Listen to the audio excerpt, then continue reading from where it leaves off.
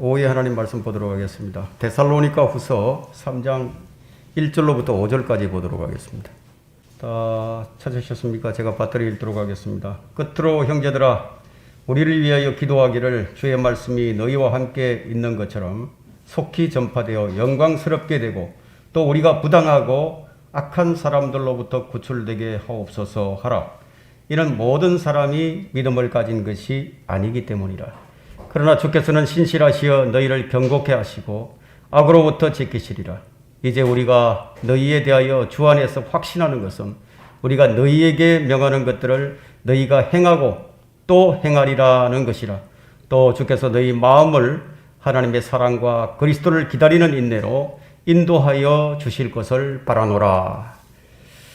자, 우리가 인생을 살아가는 갈 때에 우리가 많은 사람들을 직면하며 삽니다. 우리 믿음의 여정도 마찬가지예요. 그래서 오늘 이 설교 제목을 우리가 직면하는 어둠의 세력들, 이라는 제목으로 말씀을 전하도록 하겠습니다. 창조주 하나님께서 그분이 만든 피조세계, 피조세계에 대한 관심이 얼마나 큰지는 이미 이 성경을 통해서 이제 보여주셨어요. 또한 하나님께서 그리스도인들에 관해 얼마나 큰 관심이 있는지도 이 성경을 통해서 보여주셨습니다.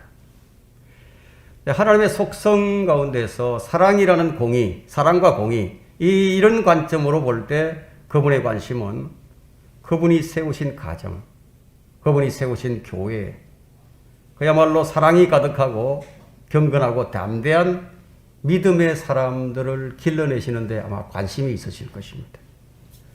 이 때문에 하나님은 인간의 삶의 질을 따라 내리시는 진노는요, 우리 주변에서 전쟁과 질병과 자연재해로 나타나게 됩니다. 이런 재앙은 사실 우리 인간의 삶에 엄청난 고통을 가져오는 거예요. 지금 이제 코로나 시대라고 부르죠. 이 코로나 시대에 얼마만큼 많은 고통을 가져오는지 보십시오.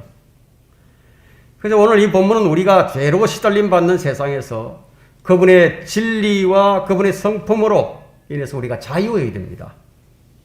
그리고 더럽히지 않은 양심과 온전한 믿음의 사람들이 되어야 합니다. 그분은 우리가 모두 의롭고 거룩한 삶을 살기를 원하시고 계십니다. 왜냐하면 베드로전서 1장 15절에 보면은 너희를 부르신 그분께서 거룩하신 것처럼 너희도 모든 행실에서 거룩하라고 말씀하고 있기 때문이에요.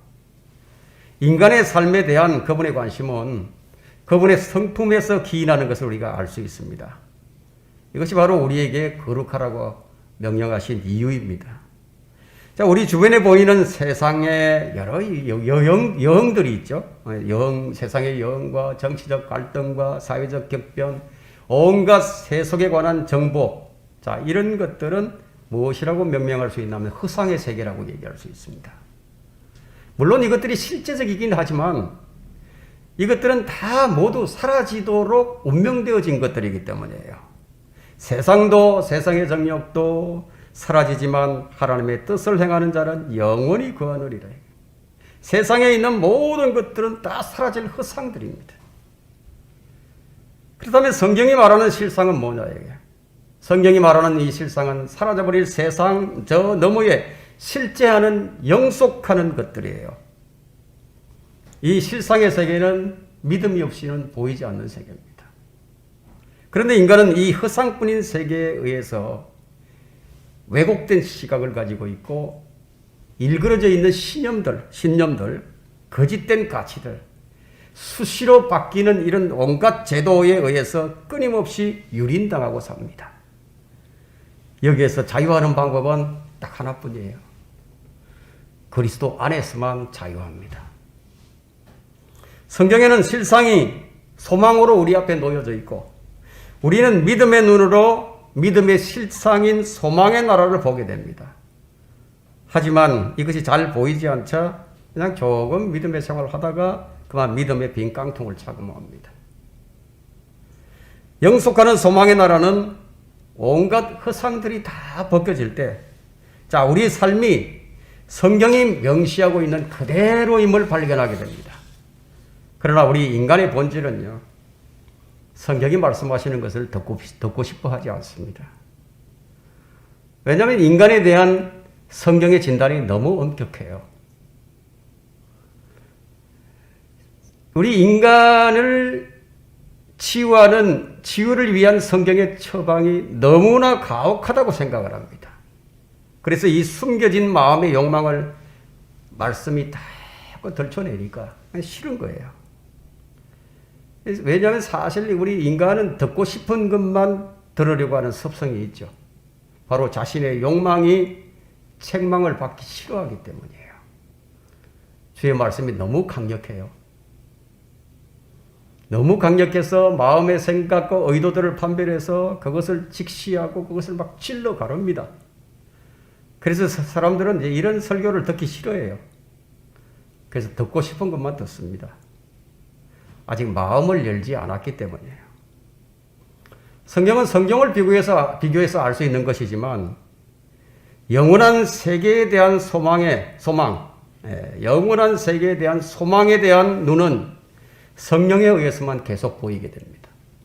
만약 우리가 진리를 거절한다면요, 우리가 우리 자신을 기만하는 데는 일단 성공한 것이라고 할 수 있겠죠.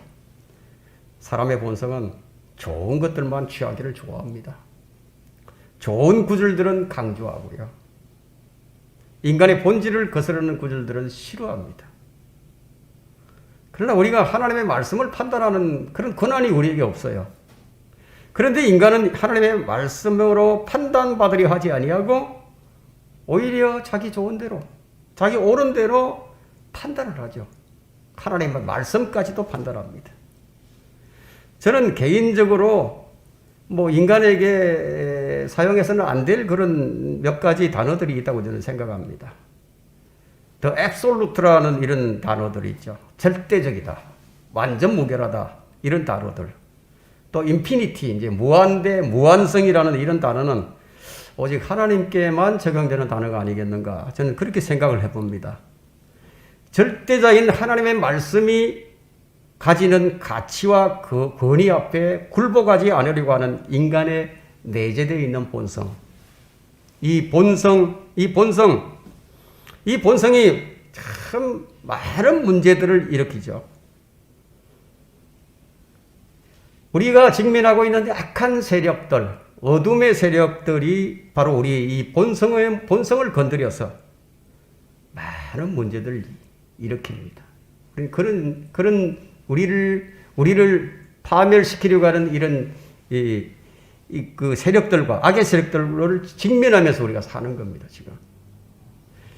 자, 우리가 직면하는 어둠의 세력들, 첫 번째는 2절 말씀에 또 우리가 부당하고 악한 사람들로부터 구출되게 하옵소서 하라. 이는 모든 사람이 믿음을 가진 것이 아니기 때문이라. 우리가 직면하는 세력들 모두가 다 선하면 좋겠지만, 우리가 직면하는 사람들 모두가 다 믿음을 가진 사람이면 좋겠지만 그게 아니다 이거죠. 교회 시대가 막을 내리고 있는 현 시점에서 하나님의 자녀들이라면 누가 옛날부터 우리의 대적이 되어 왔는지를 깨닫는 것은 매우 중요합니다. 마귀죠.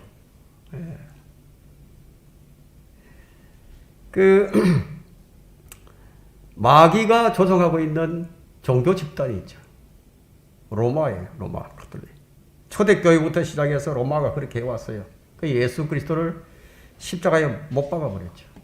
그분이 창을 찌른 장본인이 로마죠. 로마가 자연스럽게 로마 가톨릭으로 이어졌죠. 로마의 교리문답과 종교적인 규정들이 있습니다. 그런 의식들이 있어요. 그런 것들로 미루어 볼 때 그들이 성경을 정오하고 있다는 것을 우리가 발견할 수 있습니다. 저는 이제 많은 영적 전쟁들을 이제 보아왔는데요. 주로 이제 이 영적 전쟁이라는 게 이제 감정 다툼에 의해서 이제 일어납니다. 자존심 문제, 편가르기.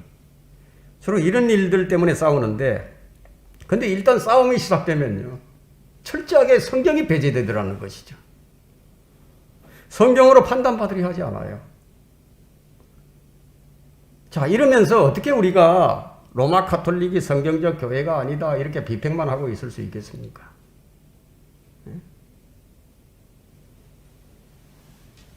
우리는 어떤 문제에서라도 성경으로 판단을 받아야 됩니다.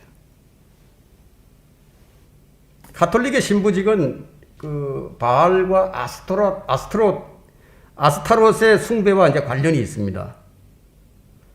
로마 카톨릭의 정체는 전 세계 통치를 추구하는 정치적 국가예요. 그것이 로마 카톨릭의 정체입니다. AD 325년 이래로 카톨릭이 맺은 열매는요, 유대인들과 성경을 믿는 사람들을 박해하는 것이 그들의 열매였습니다. 이 변질된 나무는 셀 수 없이 많은 신성모독과 또 사악한 죄악들을 철저하게 은폐해 왔습니다. 각색된 기도의 모습을 보십시오. 각색된 미사의 모습을 한번 보세요. 그리고 우아한 성당 건물을 한번 보세요. 멋있고 아름답고 경건한 성령자들의 모습 아래에 거대한 무리를 조종하는 타락한 교회의 실체가 숨겨져 있습니다. 성경적인 믿음을 가장 철저히 변질시키고 변형시켜서 만든 것이 바로 로마 카톨릭이에요. 바로 마귀가 그렇게 한 거예요. 이들에게 가담하는 기독교가 있죠.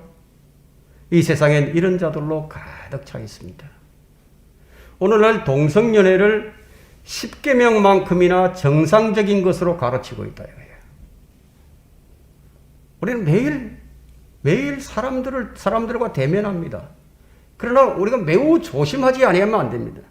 모든 사람이 믿음을 가진 것이 아니기 때문에 보이는 것이 다가 아니라는 거죠.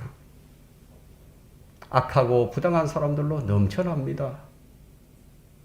그래서 성경은 이런 사람들로부터 구출되게 하옵소서 하라. 하나님께 기도하라는 거죠. 이런 사람들로부터 보호해달라고. 그럼에도 이 말씀을 간과하고 성도들은 사람들의 말을 더 잘 믿어요. 너무 쉽게 믿어버려요. 그래서 말로 인해서 낭패를 당하곤 합니다. 그러면서도 또다시 사람의 말을 또 듣는 거예요. 또 그 말을 믿어요. 자, 우리가 이렇게 당하지 않으려면 우리가 이 말씀을 기억해야 됩니다. 우리의 삶은 전쟁이에요. 투쟁입니다. 좋은 말로 경쟁이죠. 장밋빛이란 느낌을 전혀 얻을 수가 없어요. 그런데 우리가 어떤 생각을 가지고 있죠? 우리의 생각은 우리를 바쁘게 해줄 만큼의 충분한 일과 함께 또 염려가 없고 아주 평안하고 안이한 삶을 살 권리가 있다고 생각을 한다 이거예요. 그래서 우리는 시련과 역경과 삶의 문제들이 우리의 권리를 침입하는 것으로 생각하기가 쉬워요. 그래 바울이 뭐라고 얘기합니까? 고난과 우리의 삶의 문제들이요, 바로 삶 자체라고 얘기합니다. 갈등과 투쟁, 그리고 곤란한 선택들, 이것이 바로 삶의 구성 요소라는 거예요. 욥은 사람이 고생하기 위해서 태어났다고 했는데 한마디로 다르게 말한다면 고생이라는 바다에 우리가 내던져진 거예요. 사도 바울은 우리의 삶이 두 대적 간의 투쟁이라고 했는데 생사의 싸움이라고 말을 하고 있습니다. 생사의 싸움이다. 죽느냐 사느냐 이거. 이것은 보이는 싸움이기도 하지만 또한 보이지 않는 싸움이기도 합니다. 만약 우리가 진리의 편에 서서 확고하게 서서 전투를 위해서 무장을 하지 않는다면요, 우리는 불가피하게도 요동치고 있는 내 자신의 모습을 보게 될 것입니다. 심지어 어쩌면 우리는 패배자가 되어 있고 어쩌면 우리가 사상자가 될지도 몰라요. 영적 실상을 이해하지 못하게 되면은 인간은 이 오만에 빠져서 자기 스스로 항로를 계획하게 됩니다. 그리고 자신의 요구에 세상이 응해줄 것을 강요하게 되죠. 이게 인간의 본성입니다. 이것이 교회 안에서도 나타납니다. 마치 모든 권리가 있는 것처럼 모든 것이 내게 맞춰져야 된다 이거예요. 그게 안 맞춰지면 짜증이 나죠. 불평이 생긴다 이거예요. 그러나 하나님의 진리는 변함도 없고 굽힘도 없어요. 그렇기 때문에 진리의 말씀에 따라서 우리의 항로를 계획하는 것은 바로 우리 책임이에요. 만약 우리가 그렇게 하지 않는다면 우리의 삶을 스스로 자초시키는 그런 위험에 빠질 수밖에 없게 됩니다. 그래서 바울은 이 악한 날에 우리가 사는 법을, 우리가 서는 법을 배우라고 얘기합니다. 서 있는 법을 배우라 이거예요. 에베소서 6장 13절에 그렇게 말씀하죠. 그러므로 너희는 하나님의 전신갑옷을 입으라. 이는 너희가 악한 날에 저항할 수 있으며 또한 모든 일을 다 이루기까지 서 있게 하기 위함이니라. 이렇게 하려면은 시간을 사서 얻어야 됩니다. 그냥 얻어지는 게 아니에요. 시간을 사서 얻어야 됩니다. 시간을 사서 얻으라. 이는 그 날들이 악하기 때문이라. 우리가 사는 세상은요, 좋아지지 않습니다. 점점 더 나빠집니다. 더 악해져 갑니다. 우리가 사는 날들은 언제나 악한 날들 뿐이에요. 이런 악한 날들에 우리가 직면하는 세력들은 우리를 돕는 자들보다는 우리를 대적하는 세력들이 훨씬 더 많다는 거예요. 그 이유는 보이지 않는 어둠의 세력들이 보이는 세력들을 배후 조종하고 있기 때문입니다. 그래서 에베소서 6장 12절에 이는 우리의 싸움이 혈과 육에 대항하는 것이 아니라 정사들과 권세들과 이 세상의 어둠의 주관자들과 높은 곳에 있는 영적 악에 대항하는 것들이기 때문이라. 우리가 이 악한 날에 우리가 항상 어둠의 압력을 받고 있지 않다는 것은요, 그것이 전적인 하나님의 은혜 때문입니다. 그렇지 않다면 우리는 계속 어둠의 압력에서 벗어나지 못할 거예요. 우리가 직면하는 어둠의 세력들, 두 번째는 3절에 그러나 주께서는 신실하시어 너희를 경고케 하시고 악으로부터 지키시리라. 실로 하나님의 자비와 은혜가 아니라면 우리의 삶이 훨씬 더 악한 날들이 될 겁니다. 그런데 이것을 가능케 해주신 하나님의 은혜를 한 번도 생각지도 않고 산다는 것이, 그것은 그야말로 비극이에요. 그런데 이것을 알지 못하고 사는 자들에게 성경은 책망을 하십니다. 어떻게 책망을 하시느냐 하면요, 로마서 2장 4절 한번 펼쳐보십시오.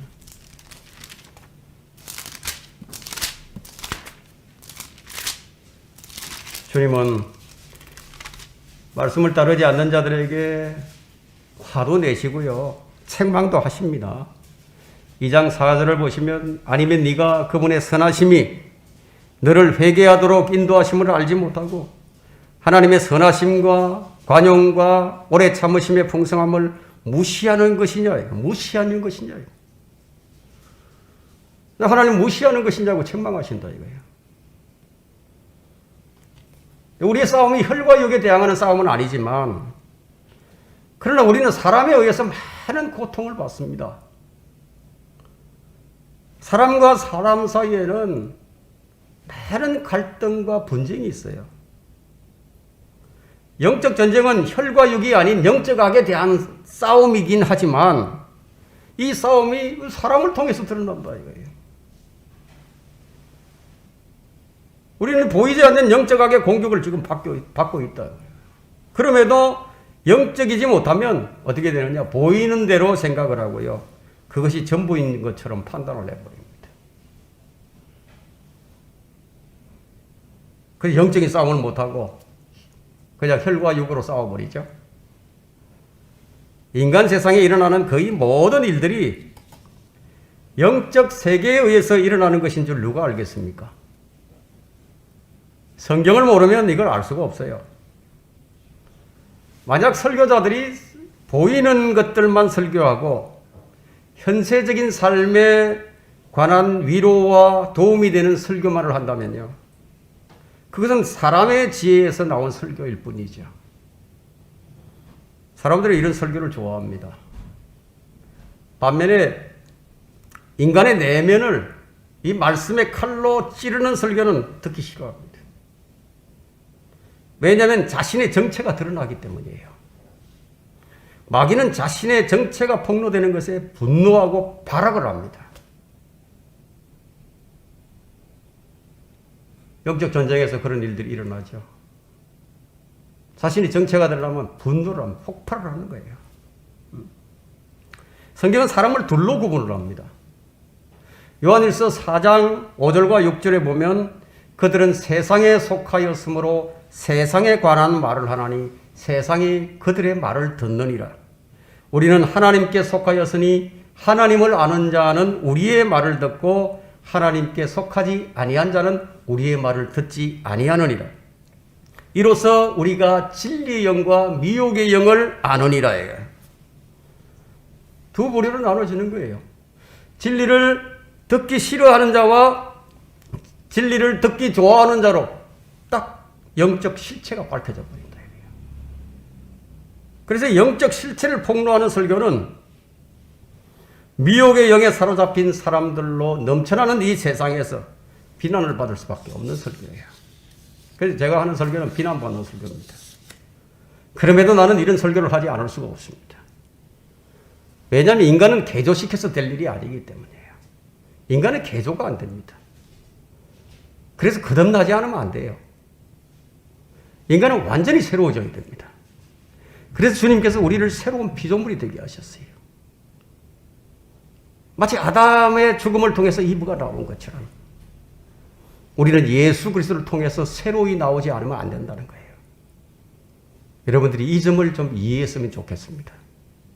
인간은 개조 불가예요. 반드시 죽어야 할 존재입니다. 만일 고쳐서 쓸 수 있다. 고쳐서 쓸 수 있다. 그게 가능성이 있다. 그러면 하나님께서 새하늘과 새 땅을 만드시지 않아도 될 겁니다. 하늘과 땅을 조금 고쳐서 쓰면 되니까요. 그것도 고쳐서 쓰는 것도 딱 1000년 동안 정해져 있어요. 천년왕국이 끝나면요. 1000년이 끝나면 하늘과 땅을 다 불태워버리고요. 새롭게 창조하시는 거예요.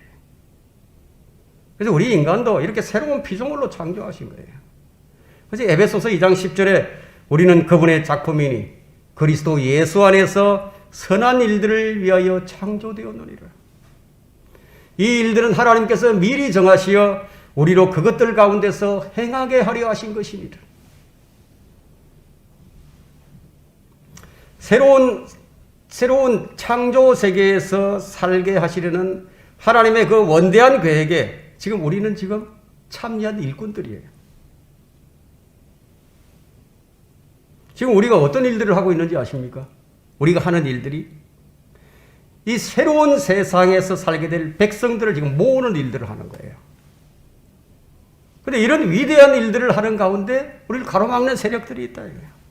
우리를 방해하고 가로막고 파멸시키려고 하는 존재들이 있다는 거예요. 이것이 많아도 너무 많다는 거죠. 우리를 모함하고 정죄하고 비난하고 협의를 씌우고 저주하며 온 사방에 거짓 소문을 퍼뜨린다. 이것이 사람들이 하고 있지만 그 배후에 마귀가 있다는 겁니다. 우리가 직면하고 있는 이 세력은요, 눈에 보이지 않는 강력한 어둠의 세력들입니다. 높은 곳에 있는 영적 악들입니다. 전 인류가 이 어둠의 주관자들에게 지배를 받고 있다 이거예요. 그래서 세상은 이 진리를 이해하지 못해요. 역사 이래로 하나님의 백성을 파괴하려는 수많은 시도들을 바라볼 때요, 마귀는 실존한다 이거예요. 인류 역사에서 하나님의 계획을 전복시키려고 쉬지 않아요. 밤낮 움직이고 있습니다. 그런데 이제 문제는 성도들이 보이지 않는 악의 세력을 너무너무 가볍게 보다가 이런 어둠의 세력들에 점유당해서 고통당하는 성도들이 생겨난다. 또 마귀가 생활 곳곳에 기생하는 부분이 있어요. 생활 곳곳에 기생하고 있다. 그럼에도 불구하고 그것을 감지하지 못하는 성도들도 있다는 겁니다. 자신이 이들에게 점유당한 것을 통감하고 있다면 해결 방법이 있습니다. 그러나 영적 전쟁의 원리상 마귀는 기만의 연막부터 치고 나오기 때문에 이 성도의 삶에 온갖 이 작전을, 연막 작전을 다 펼쳐 놓습니다. 뭐 갑자기 어느 날 갑자기가 아니에요. 그 피해가 아주 크게 드러나기 전까지는 이 성도의 양심은 서서히 무뎌져 가고요. 뭐 딱지가 딱 앉아가면서 낌새를 차리지 못하고 그냥 넘어간다 이거예요. 마치 암 환자가 초기에 그 증세가 드러나지 않아서 느끼지도 못하고 그렇게 있다가 말기에 이르렀어야 이제 고통을 호소하듯이 미혹의 영에 자신의 상당 부분을 빼앗기고 나서야 뭔가 좀 잘못된 게 아닌가 이제 이런 생각이 들기 시작한다 이게. 근데 더 안타까운 것은 뭐냐면 이제 마귀의 거점이 자기 안팎에 있다는 것을 이것에 대해서 잘 못 느낍니다. 이것은 이 사실을 잘 알지 못해요. 그래서 더 깊이 기만의 수렁에 빠져들죠. 왜 못 느끼죠? 왜 못 느끼느냐 이거야. 자기가 붙들고 있는 신념이 있습니다. 자기가 붙든 이 신념이 너무 옳아요. 너무너무 옳다 이거예요. 그것이 신념으로 자기 안에 탁 자리를 잡고 있기 때문에 이런 신념은요, 절구통에 넣고 찧어도 안 뽑아집니다. 뽑아지지 않아요. 다만 그런 사람들은 자신의 허용하는 선에서만 자신의 죄와 허물을 조금 내놓을 뿐이에요. 그래서 그런 이유 때문에 좀처럼 이 마귀의 거점을 깨트리지 못합니다. 자신이 그나마 이제 수호하고 있는 부분들이 조금 있다 이거죠. 그 자신이 타협하지 않는 그런 몇 가지 진리가 있어요. 그래서 이런 영적 의무만을 붙들고요. 그냥 그 일을 계속할 수 있다는 것에 대해서 아주 다행으로 여기면서 이것이 성경적 성배를 가로막고 있습니다. 이러한 상태는 하나님께서 바라고 계시는 영적 수순이 있다. 그것을 끌어내리는데 일종의 타협입니다. 이것이 패배자의 자족이죠. 그래서 하나님을 온전히 기쁘시게 할 수가 없습니다. 하나님께서는 구원받은 성도들이 주 예수 그리스도께서 이미 다 처리해 놓으신 율법의 정죄 다 처리해 놓았습니다. 육신의 정욕과 세상의 유혹에 넘어가서 마귀의 종노릇을 하는 것을 원치 않으신다는 거예요. 하지만 오랫동안 마귀에게 점유되어 있는 영역이 있기 때문에 그리스도의 십자가와 그분의 그 십자가로 인한 그 자유와 승리를 얻지 못하게 됩니다. 대다수의 성도들이 가장 취약한 부분이 뭐냐면 사람들에게 인정받고 싶어 하는 거예요. 나는 사람들에게 인정받고 싶어 하는 거예요. 사실 이것 때문에 트러블이 생깁니다. 자기 생각이 인정받고 싶고 자기가 가지고 있는 가치가 인정받고 싶고 이것 때문에 트러블이 생기고 이것 때문에 속상하고 이것 때문에 견디지 못하는 거예요. 왜 이런 문제들이 발생하는 것인가? 그 원인을 찾아야죠. 그 원인이 바로 자신이 마귀의 거점이 되었다는 것을 꿈에도 생각지 못하는 겁니다. 마귀는 인간의 몸을 숙주로 삼기로 하죠. 동물이나 인간의 몸을 숙주로 삼습니다. 동물들에게도 자기 영역이 있어요. 호랑이라든가 사자들은 자기 영역이 있거든요. 그 영역에 누가 들어오지 못하게 합니다. 악한 영들도 자기 거점들이 있어요. 그래서 이런 것들 때문에 인정받지 못하면 그냥 불안해지는 거예요. 그럼 그 사람들은 인정을 받기 위해서 이제 열심을 냅니다. 그것이 좋은 모습으로 보이죠. 열심히 성경 공부를 하는 거예요. 비가 오나 눈이 오나 구령을 나갑니다. 비가 오나 눈이 오나. 그것이 선물 공세, 선물로 막 여러 사람한테 이 선물도 막 선물 공세를 퍼붓습니다. 근데 그것이 비정상적인데 그건 자기는 정상적으로 여기죠. 누가 보더라도 비정상적인데 그것이 정상적으로 여기서 그것이 자신의 자만으로 생긴 점. 타인의 인정으로 그것이 나타나야만 하니까. 잘한다, 잘한다. 이런 얘기를 듣고 싶어 하는 거예요. 그런데 자기 만족이 없을 때는 어떻게 되느냐. 인정을 받지 못하게 될 때 어떻게 되느냐. 그냥 예민해집니다. 그냥 불안해집니다. 이것이 지속되면 내가 인정받고 싶어 했던 그 대상에게 그 등에다 비수를 꼽아버립니다. 그러면서 정오와 비난, 거짓을 꾸며서 온갖 공격을 해대는 거죠. 심지어는 하나님께 바친 헌금도 돌려달라는 마각을 드러내기도 합니다. 그것이 바로 마귀에게 점유되었다는 증거예요. 주님께서는 그들의 정체를 다 드러내십니다. 마태복음 10장 26절에 주님 말씀하시기를 가려진 것이 드러나지 않을 것이 없고 숨겨진 것이 알려지지 않을 것이 없느니라. 다 드러난다. 그럼 이런 것에서 어떻게 우리가 벗어날 수 있는가? 먼저 자신이 속았다는 것을 알지 못하면요, 그 마귀의 영역에서 벗어날 수가 없게 됩니다. 이런 자들이 의외로 많이 있습니다. 그런 자들의 특징이 있죠. 말이 너무 빨라요. 속사포입니다. 따발총을 달아요. 따다다다다 쏘아붙인다 이게. 한마디도 못하게 만들고 그냥 100마디를 쏘아 붙여버린다. 자, 이런 자들은 상대해 주지 않아야 돼요. 예? 그런 자들과는 함께 먹지도 말고 사귀지도 말라는 것이 주의 말씀입니다. 억울한 일이 있더라도 원수 갚는 것은 주님께 맡기라고 했죠. 주님께서 갚아주신다고. 내가 갚는 것보다 주님께서 갚으시는 것이 훨씬 더 강력한 거예요. 우리의 싸움이 혈과 육이 아니에요. 만일 내게서 이런 것들이 발견된다면 하나님께 자백을 하고 그분과의 관계를 바로 잡아야 합니다. 드러난 모든 영역에서 계속 여러분을 붙잡고 있는 마귀를 꾸짖고 대적을 해야 된다 이거예요. 근데 이 마귀를 대적하는 것은 아주 실제적이어야 합니다. 우리 구주 예수 그리스도의 십자가로 인한 완전한 승리를 공포하는 거예요.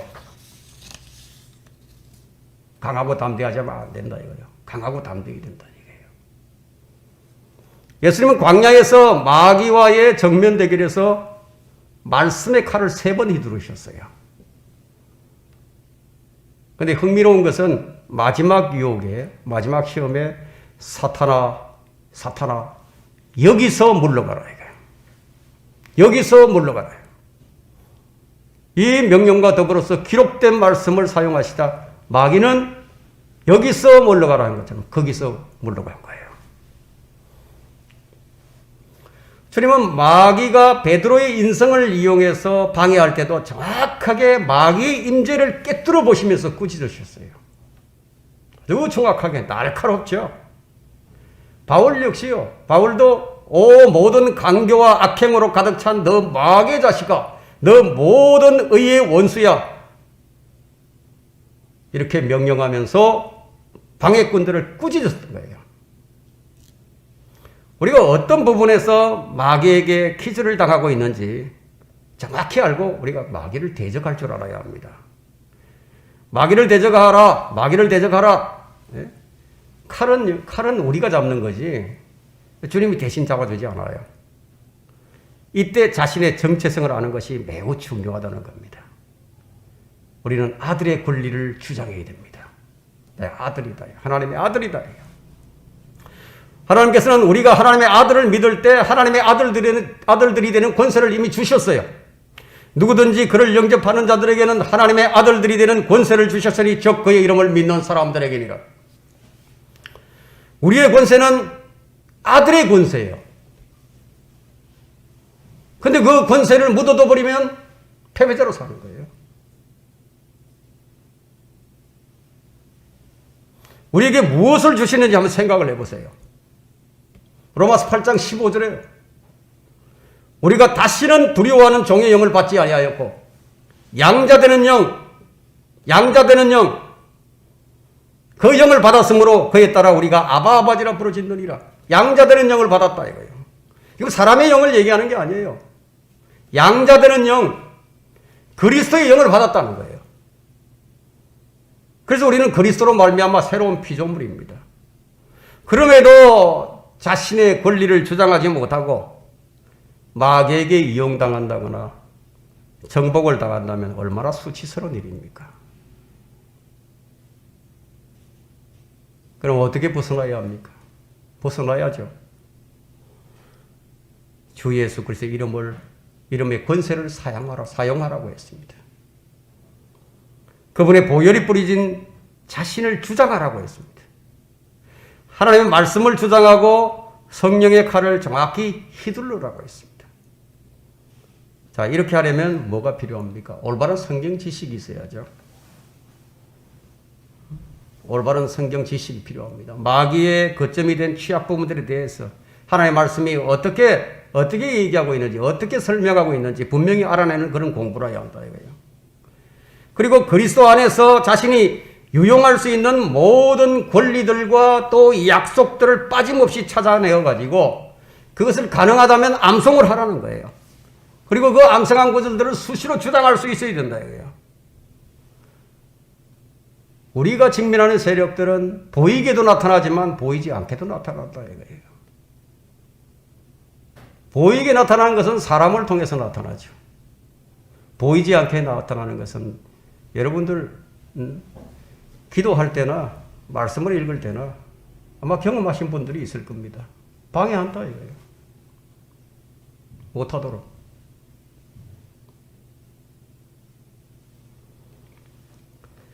그래서 대부분의 성도들은 그냥 자신이 배운 교리의 틀 속에 그냥 자신을 가둬두고 거기 머물기를 원해요. 성경은 그리스도에 대한 교리의 기초를 떠나서 온전함으로 향해 나아가라고 명령하고 있는데도 계속 그 안에 머물러 있기를 좋아한다. 그래서 이런 영역에 관해서는 생각조차 하지 않으려고 합니다.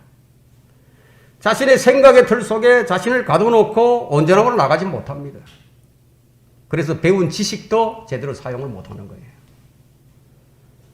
자, 우리가 구원받기 이전에 우리가 얼마나 많은 세월들을 마귀와 함께 보냈는지 생각을 해보세요. 얼마나 많은 거짓 교리들과 세상의 철학과 헛된 가치관들로 우리가 오염되어 있었는지를 한번 생각해 보라 이거예요. 그리고 구원받은 이후에는 또 어떻습니까? 이런 모든 것들이 마귀가 기생할 수 있는 은신처가 된다는 것을, 이 사실을 안다면 이런 매체들이 마귀의 이용물들이라는 것을 여러분들이 안다면요, 이제 우리는 스스로 무엇을 해야 하는지도 알 수 있을 겁니다. 어떤 설교자는 집안에 있는 이런 매체들을 다 치워 없애야 된다고 말을 했습니다. 그것이 맞는 말이긴 하지만 그것보다는 먼저 자신의 마음에서 그것을 치워버려야 합니다. 우리는 죄에 대한 태도가 참 중요합니다. 죄에 대하여, 세상에 대하여 죽었다는 태도를 자신에게 늘 각인시켜야 된다. 이와 같이 너희도 너희 자신을 정녕 죄에게는 죽은 자요 예수 그리스도 우리 주로 말미암아 하나님께는 산 자로 여기라. 로마서 6장 11절이죠. 이 구절은요, 매일 매 순간 우리에게 각인되어 있어야 합니다. 우리가 직면하는 세력, 어둠의 세력들 세 번째는요, 4절이에요. 이제 우리가 너희에 대하여 주 안에서 확신하는 것은 우리가 너희에게 명하는 것들을 너희가 행하고 또 행하라는 것이라. 행하고 또 행하라는 것이라. 마귀의 유혹들, 거짓말, 속임수, 변명, 타협안, 이런 것들은 어떤 매체를 통해서 옵니다. 어떤 매체가 있다 이거예요. 주로 사람들을 통해서 옵니다. 그 다음은 뭐냐, 이제 미디어를 통해서 옵니다. 미디어 매체들이 있죠. 여러 가지 책들이 있죠. 예, 여러 가지 문서들, 매우 강력하게 다가옵니다. 지극히 정상적인 생활을 위해서 자신의 의지는 물론 지성과 판단력을 사용하라고 합니다. 성경은. 어떤 사람은 자신의 지성으로 판단이 안 서는 사람들이 있어요. 자, 이런 사람의 믿음은 그냥 종이 같은 믿음입니다. 아무 힘이 없는 믿음이에요. 교회를 다녀도 그냥 누구 때문에 다녀요. 믿음도 스스로 행사하지 못하고 다른 사람에게 맡겨버립니다. 왜 그런가 하면 성경의 지식 부재예요. 그런 사람들은 스스로 판단을 하지 못합니다. 그래서 결정하는 일이나 행동하는 것이 다른 사람에 의지하거나 환경이나 주위 상황에 그냥 편성하려고 들죠. 자신의 의지는 자신이 쓰는 거예요. 내 의지는 내가 쓰는 거예요. 다른 사람의 믿음이 내 믿음이 될 수 없어요. 성경에 있는 수많은 명령들을 따르는 것은 자신의 의지로 하는 거예요. 성령께서 도움을 주시지만 성령께서 대신 안 해주신다는 거예요. 그럼 자기 십자가를 지라, 나를 따라오라, 자기를 부인하라, 깨어있으라, 너희 몸을 산제물로 드리라, 하나님의 온전하신 뜻을 입증하라, 선으로 악을 이기라, 너희 지체를 의의 병기로 하나님께 드리라, 모든 행실에 거룩하라, 모든 일을 사랑으로 하라, 성령 충만하라, 시간을 사서 얻으라, 조용히 일하고 자기 양식을 먹으라, 항상 주의 일을 넘치게 하라, 오직 주 예수 그리스도로 옷 입고 정욕을 채우려고 육신을 위한 계획하지 말라, 너는 말씀을 전파하라, 강건하고 담대하라, 하나님의 전신 갑옷을 입으라 등등 엄청 많죠. 이 모든 구절들이 이루어지길 원하시는 하나님의 기대를 버리고 이 말씀의 능력들을 무효화시켜버릴 수 있는 딱 한 가지 방법이 있는데요. 그것이 뭐냐면 바로 자기 의지를 사용하지 않는 거예요. 자기 의지를 사용하려 하지 않아요. 하나님께서 이 모든 것을 행하실 수 있는 아들의 권세를 우리에게 주셨어요. 또 성령께서 그것을 도우려 하시지만 자기 의지를 움직여서 행하지 않으면 아무것도 할 수 없다는 얘기예요. 행하고 또 행해야 된다 이거예요. 믿음과 행위는 뗄 수 없는 관계예요. 성경을 공부하며 하나님의 뜻이 무엇인지를 알았다면 기도하고 그 뜻을 적극적으로 행하라는 거예요. 적극적으로. 이렇게 하려면 여러분들이 생각을 새롭게 해야 되겠죠. 구태연연한 옛날 생각을 가지고는 안 된다 이거예요. 생각을 새롭게 해서 변화를 받아야 한다는 겁니다. 여러분은 사탄에게 내어준 영역들이 있는지 여러분 자신을 한번 둘러보세요. 내게 사탄에게 내어준 영역들이 있는지, 그 내어준 기간이 길면 길수록 그 거점을 탈환하기는 좀 어렵습니다. 시간이 많이 또 걸려요. 마귀는 이런 거점들을 통해서 괴로움과 혼란을 조장시킬 겁니다. 이 싸움은 그리스도께서 다시 오실 때까지 계속되는 싸움이에요. 주님께서 오셔서 그들을 쳐부수기까지는요, 우리는 이 영적 전쟁을 피할 수가 없는 거예요. 그들의 멸망은 정해져 있죠? 멸망은 정해져 있지만 아직은 아니에요. 지금 우리를 괴롭히는 어둠의 영들을 우리가 심판할 날이 오게 된다. 이걸 고린도전서 6장 3절에 우리가 그들을 심판할 것이라고 말하고 있어요. 이런 진리를 아는 성도가 심판을 받아 멸망할 그런 적들에게 패배를 한다면 어찌 되겠습니까? 이것은 주님께서 반드시 물으실 거예요. 너는 왜 패배했느냐고. 우리가 어떻게 해야 합니까?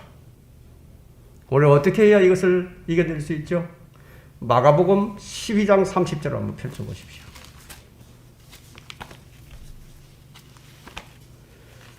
마가복음 12장 30절입니다. 제가 이제 마태복음에도 있고 다른 구절도 있는데 제가 마가복음을 지금 찾는 것은요, 여기에는 더 많은 부분이 나와 있기 때문입니다.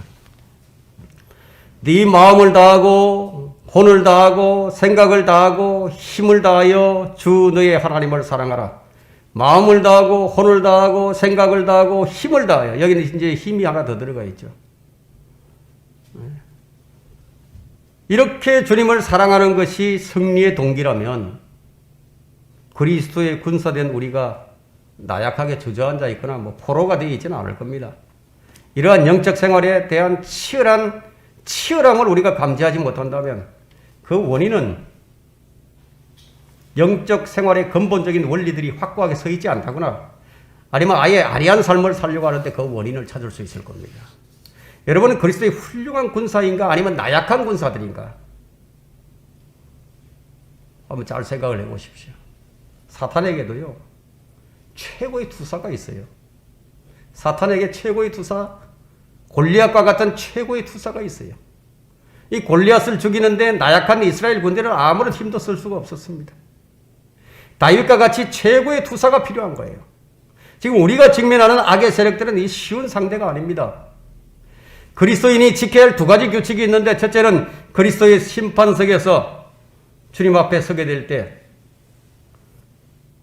참 보이기 싫은 그런 행위들이 있죠. 이 달갑지 않은 행위들은 어떤 것도 하지 않아야 됩니다. R.A. 토레이는 이제 이런 말을 했는데, 나는 수없이 많은 사람들의 머릿속을 엉클어놓은 질문들에 관해 내 마음을 단 만족시켜줄 단순하기 짝이 없는 규칙들 중 하나를 알아냈다. 나는 내 자신에게 이렇게 물어보았다. 주께서 바로 지금 오신다면 내가 하고 있는 그 일을 주님께서 보셨으면 좋겠는가? 이런 말을 했습니다. 이 질문은 매일 내 자신에게 해야 할 질문이에요. 이 질문이 잘못된 삶의 문제들을 해결해 줄 겁니다. 이제 구원받은 후에도 담배를 못 끊는 그리스도인들도 있거든요. 그런데 담배를 끊지 못하는 그리스도인이 아마 이것을 생각한다면 어떻게 될 것 같습니까? 내가 주님을 위해서 한 것이 무엇인가? 이 주님께서 이걸 좀 싫어하시겠는데? 그 즉시 행동에 옮겨서 다시는 담배에 불을 붙이지 않을 겁니다. 그렇게 하면은 하나의 거점을 몰아낸 거예요. 이런 거점들이 있다, 마귀의 거점들이. 두 번째 규칙은요, 주님께서 오셨을 때 우리의 모습이 발견되기 원치 않는 장소는 그 어디라도 가지 말라는 거예요. 아직 연약한 지체들은 이 유혹을 뿌리치지 못해서 이 술집을 가끔 드나들기도 하죠. 만일 그런 사람이 주님께서 이런 나를 보고 계시는데 스스로에게 이런 질문을 하게 된다면 그는 즉시 행동에 옮겨서 두 번 다시 술집에 가려 하지 않을 겁니다. 이런 문제들을 해결하려고 고심할 필요가 없다 이거예요. 우리가 이 두 가지를 생각한다면 누가 술집에 있는 모습을 주님께 보여드리고 싶겠습니까? 이런 사람은 주님을 인식하고 사는 사람들이에요. 그리스도인들을 기만하는 마귀의 속임수는 참 다양하게 나타납니다. 그리스도인들이 쉽게 속는 원인은요, 사람들을 너무 잘 믿어요. 사람들을 너무 쉽게 믿어버려요. 저는 사람을 믿다가 수차례 당한 적이 있습니다. 마귀는 뱀처럼 물고 살모사처럼 쏩니다.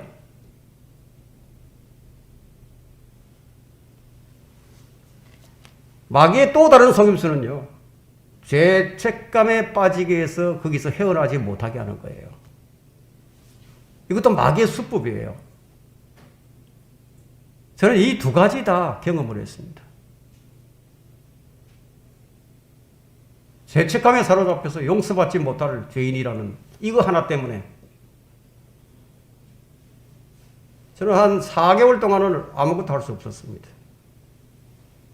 울어도 보고 기도도 해보고 다 해봤어요. 힘도 써보고요. 되지 않았어요. 상담도 해보고 별거 다 해봤죠. 마귀의 수법이 그렇다 이거예요. 성경은 이렇게 말씀하시는데도 로마서 8장 1절과 2절에 그러므로 이제 그리스도 예수 안에 있는 자들에게는 결코 정죄함이 없나니 그들은 육신을 따라 행하지 아니하고 성령을 따라 행하노리라. 이는 그리스도 예수 안에 있는 생명의 성령의 법이 죄와 사망의 법에서 나를 해방시켰기 때문이라. 이미 해방돼 버렸다 이거예요.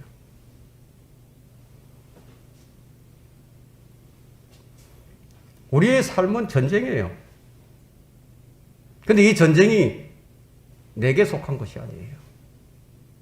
주님께 속한 겁니다. 전쟁은 주님의 것입니다. 우리가 지금 싸우고 있지만 이 전쟁이 주님의 것이라고요. 사무엘상 14장 47절에 또 이 온 무리는 주께서 칼과 창으로 구원하지 않으심을 알게 되리니 이는 전쟁이 주의 것이므로 그가 너희를 우리 손에 주실 것이기 때문이라. 여러분들 이것을 깨닫기 바랍니다. 주의 전쟁입니다. 우리의 사역이 크면 클수록 영적 전쟁은 더 거세고 치열해집니다. 더 크고 거대한 적을 만나게 됩니다. 우리의 대적들은 같은 부류의 친구들을 많이 끌어들여서 연합 전선을 구축해서 악한 계책을 성사시키려 할 것입니다. 그런데 하나님께서는 우리의 더 큰 승리를 위해서 이런 적들의 공격을 허용해 주십니다. 그런데 우리가 꼭 붙들어야 할 것이 하나 있어요. 꼭 붙들어야 하는 것들이 있다 이거예요. 손에 놓아서는 안 되는 것들이 있다 이거예요. 벗어서는 안 되는 것들이 있다 이거예요. 허리띠를 단단히 동여 메어야 할 것들이 있다 이거예요. 머리에 쓰고 있어야 할 것들이 있다 이거예요. 우리 가슴을 보호할 흉배도 있다 이거예요. 주님은 우리가 이런 것들을 꼭 붙들고 있으라고 명령을 하셨습니다. 그런데 어쩌죠? 어떤 때는 마치 혼자 있는 것처럼 느껴질 때가 있는데 이 사역을 어떻게 하지? 이 사역을 내가 혼자서 어떻게 감당을 하지? 이 일을 어떻게 감당을 하지? 엘리야가 그랬죠. 엘리야가 이렇게 생각할 때 낙심했습니다. 이럴 때 우리가 기억해야 할 말씀이 있습니다. 빌립보서 4장 6절이에요. 아무것도 염려하지 말고 다만 모든 일에 기도와 간구로 너희 구하는 것들을 감사함으로 하나님께 알려지게 하라. 바로 이것이에요. 이건 그냥 되는 거 아니에요. 여기에 믿음이 필요하죠. 이렇게 하려면 여기에 신뢰가 있어야 되겠죠. 이렇게 하려면 절대적인 믿음이 있어야 되겠죠. 그렇지 않다면 당장 지금 눈앞에 펼쳐지는 이 상황, 이 악한 상황에 어떻게 염려하지 않을 수가 있겠어요? 아무것도 염려하지 말고 여기에 분명한 믿음이 있어야 된다는 얘기예요. 의심 없는 믿음, 이 신뢰가 없으면 안 된다는 거예요. 이미 받은 것으로 믿지 않으면 염려할 수밖에 없죠. 믿음으로 하는 간구는 이미 받은 줄도 아느니라. 그것이 믿음이라는 겁니다. 그럴 때 모든 일을 기도와 간구로 할 수 있게 되겠죠. 이렇게 하면 그 다음에 이제 주님께서 하실 일이 있으시다 이거예요. 우리가 이렇게 했더니 그 다음에 주님께서 이제 이루어 주시는데 우리가 혼자가 아니라는 것을 알게 해주시는 거예요. 빌립보서 4장 7절은 주님께서 하시는 일인데요. 우리가 아무 염려하지 않고 감사함으로 기도와 간구를 드렸더니 주님께서 이렇게 해주십니다. 너희가 그렇게 하면 모든 지각을 초월하시는 하나님의 평강이 그리스도 예수 안에서 너희의 마음과 생각을 지키시리라. 마음과 생각을 지켜주시면 우리는 절대적인 믿음을 가지고 나갈 수 있겠죠. 계속해서 지속적인 믿음을 가지고 지킬 수가 있겠죠. 우리의 마음과 생각을 지키시는 분이 누군지 한번 보세요. 주님께서 이렇게 지금 약속을 하신 것이죠. 우리는 붙들어야 할 주의 약속들이 참 많이 있습니다. 우리가 붙들고 있어야 할 주의 약속들은 꼭 붙들어야 한다는 얘기예요. 그러나 꼭 붙들고 있다 하더라도 행동하지 않으면 아무 일도 안 일어납니다. 행하고 또 행하라. 결론은 바울은 우리가 직면하는 세력들을 말하면서요. 5절 말씀으로 위로와 용기를 북돋워 줍니다. 본문 5절에 또 주께서 너희 마음을 하나님의 사랑과 그리스도를 기다리는 인내로 인도하여 주실 것을 바라노라. 현실적으로는 원수들이 이기는 것처럼 보여도 계속해서 우리가 붙잡아야 할 약속들을 굳게 붙잡고 있어야 한다는 거예요. 그 주의 약속들을 우리가 굳게 붙잡고 있으면은 주님께서 우리를 욥처럼 에서처럼 챔피언으로 만들어 주신다는 거예요. 그때까지는 마귀의 세력은 점점 더 계책이 성사되는 것처럼 보입니다. 마귀가 더 잘 되는 것처럼 보인다고요. 하만의 세력, 마귀의 세력인 하만의 악한 계책이 성사된다 이거예요. 에스더 3장 1절에는 이런 일 후에 아수에로 왕이 아각인 함므다다의 아들 하만을 성폭시켜 성격시켜서 그의 자리를 그와 함께한 모든 고관들 위에 두자. 제2인자로 만들어버렸어요. 자, 하만이 이렇게 될 때까지요. 그자의 악한 계책이 얼마나 많이 성사되었겠습니까? 예? 에스더와 모르드게가 지금 고난을 당할 때요. 하만은 점점 더 지위가 높아진다, 이게. 그리고 급기야는 모든 사람들 위에 우뚝 서버렸습니다. 에스더와 모르드게가 생각할 때는 지금 하나님은 침묵하시는 것 같고 대적들은 더 득세하고 심지어 환경마저도 우리를 불안하게 만들 수도 있다는 거예요. 기도하는데도 응답이 없는 것만 같습니다. 어째서인지 기도를 하는데도 시간이 갈수록 대적들이 더 강해지고 상황이 더 나빠져 갑니다. 그러나 큰 대적이 있다는 것은 더 큰 승리를 얻을 수 있는 기회입니다. 위험이 크면 클수록 승리는 더 커지고 내가 받는 상급도 더 늘어납니다. 지금 에스더는 하만을 상대로 해야 하는데 하만은 실세예요. 제국의 실세예요. 그거 왕비긴 하지만 어쩌면 하만에 당하여 죽을 수도 있다 이거예요. 직전 왕비가 쫓겨나 버렸으니까 그런 전례가 있다는 거예요. 지금 에스더가 긴장되지 않을 수 없는 상황이죠. 그런 위험 속에서 에스더는 뒤로 물러나지 않았습니다. 에스더는 뒤로 물러나지 않고 자기의 의지를 발동합니다. 어떻게? 내가 죽으면 죽으리라. 내가 죽으면 죽으리라. 이것이 벼랑 끝에 서는 믿음이에요. 벼랑 끝이라도 서겠다 이거예요. 낭떠러진데 그냥 서겠다는 거예요. 이게 믿음이에요.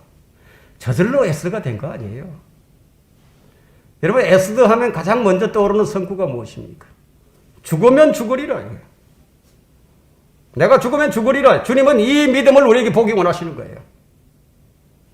마태복음 16장 25절에 누구든지 자기 생명을 구하고자 하면 잃을 것이요. 누구든지 나를 위하여 자기 생명을 잃으면 얻으리라. 그럼 생명이 누구에게 있습니까? 내가 가진 생명은 누구입니까? 예수 그리스도예요. 그분이 나의 생명입니다. 누구든지 나를 위하여 자기 생명을 잃으면 얻으리라요. 내 생명이 주님이다. 이건 역설의 진리죠. 잃으면 얻는다. 이거예요. 에스더의 승리는 누구의 손에 있었습니까? 왕의 손에 있었어요. 왕 앞에 문제를 들고 나갑니다. 왕 앞에 대적과 함께 섭니다. 다윗이 골리앗을 만난 것도 하나님께서 다윗 앞으로 골리앗을 불러 나온 것이에요. 다윗이 골리앗 앞으로 나간 것이지만 사실은 다윗 앞에 골리앗을 불러 나온 거예요. 하나님께서는 이 영적 전쟁을 통해서 다윗을 단련시키기로 작정을 하셨습니다. 하나님께서 다윗 앞에 아주 시시한 그런 적을, 힘도 없는 적을 불러와서 시험하시겠습니까? 그냥 아니죠. 다윗은 골리앗이 아니었다면요, 별 볼 일 없는 대적 하나 무너뜨렸다면은 그는 양치는 목동에서 벗어나지 못했을 겁니다. 하나님께서 우리 그리스도인들을 챔피언으로 만드시려고 먼저 대적들의 계획이, 악한 계책이 성사되는 것처럼 보이기도 하십니다. 주님은 우리를 구원하시고 곧바로 챔피언으로 세우지 않습니다. 대적들을 통해서 챔피언을 만드시는 거예요.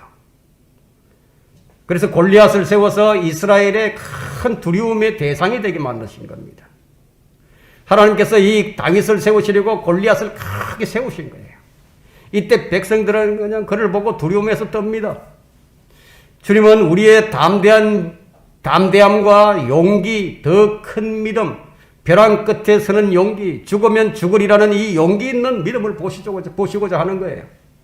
이 과정이 바로 우리가 사는 이 세상에서의 그리스도의 삶입니다. 우리는 지금 나그네와 순례자로서 이 죽음의 그림자의 골짜기를 걷고 있습니다. 우리는 어떤 말을 해야 될까요?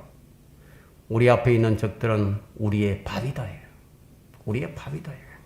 이것이 칼렙과 여호수아의 믿음이었고 이것이 바로 우리의 믿음이 되어야 합니다.